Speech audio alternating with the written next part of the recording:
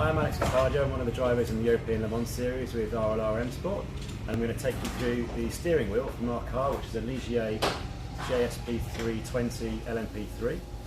Here's the steering wheel here. So we've got a number of different buttons, but the most important ones are actually on the back. So we've got two gear shift levers on here. We pull the left hand paddle to go down a gear and the right hand paddle to go up a gear. On the front we've got a number of different things. So the most important one to start us off with is the start button. That's how we start the car. So in the pit stops, the car has to be switched off, and we start it with this.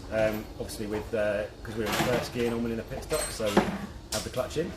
And then if we weren't in first gear, you would press the neutral button. That puts it down into neutral.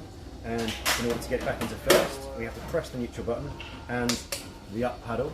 And the reason we have that system is so that if you were just getting into the car with the steering wheel on and sort of having to just tap the paddle, you wouldn't suddenly shoot off into first gear. So that's like a fail-safe, you have to press that and that at the same time. We've also got the pit lane speed limiter.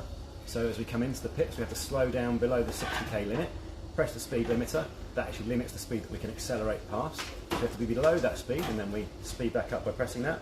That latches on, and then as we leave the pits, we get ready on the throttle, press that, it releases our speed, and off we go.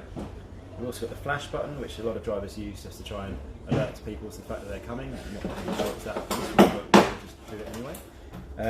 And then you've got the page button that flicks through various different screens. We can see our lap times, our brake bias, various different screens, and the mechanics have a screen as well where they can check through all the different parameters of the car before they go out and make sure it's all working correctly. But we normally just have one screen that the race drivers want to see, which is your lap times, your gear, your lap time improvement, and your delta, so your best lap.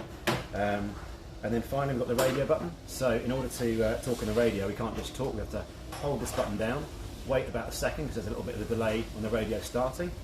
We press that down and then just talk away, and release it, and then we wait for a response. Sometimes we get one, sometimes we don't. And that's that. The last two things are dials where we can adjust different modes on the car. We've got TC, traction control, and we've got engine map. The TC we don't really use a lot in the LMP3, to be honest. We tend to just try and do it all with our right foot.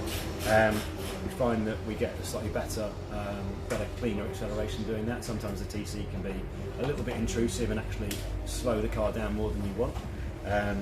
And then the engine map we normally just leave in one map. There are maps for the wet, but again, in most cases tend not to use them.